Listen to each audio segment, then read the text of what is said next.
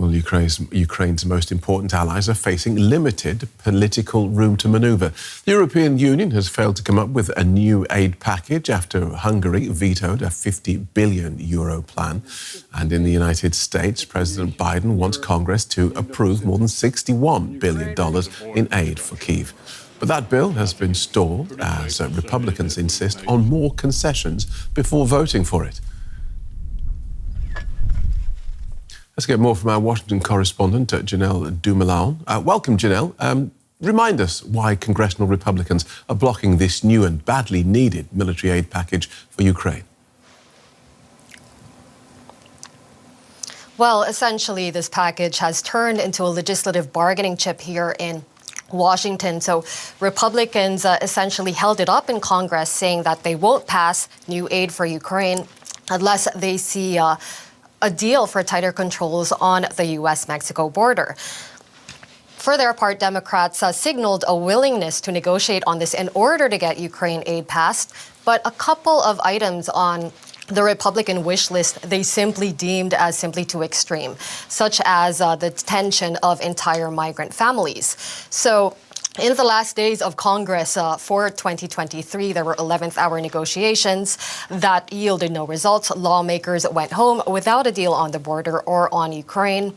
Lawmakers return next week, and that is when negotiations will have to continue. Right. And is there any point to these negotiations? Is there something that would make Republicans change their minds? Well, it depends on which Republicans we're talking about. Senate Republicans do say that they support Ukraine. House Republicans have been voting against. So it depends on whether these motivations are really about the border or about an actual reluctance to help Ukraine. If it's the latter, then it's kind of hard to see what would move Republicans.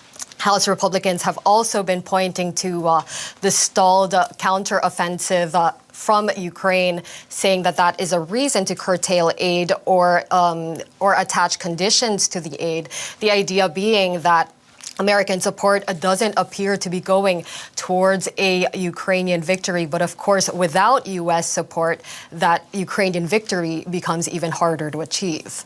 So if the blocking continues, does the president have any other way of keeping supporting Ukraine?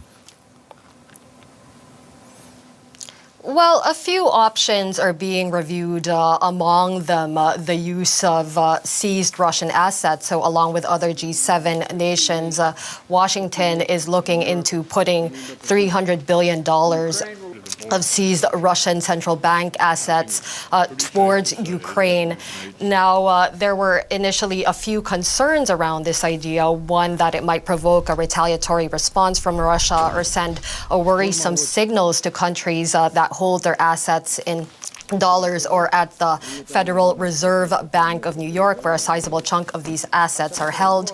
But support for this idea seems to be growing, and Biden is pushing allies to come up with a strategy around this before February 24, which we know is the second anniversary of the Russian invasion of Ukraine. Okay, thanks for that, Janelle. Janelle Dumoulin in Washington.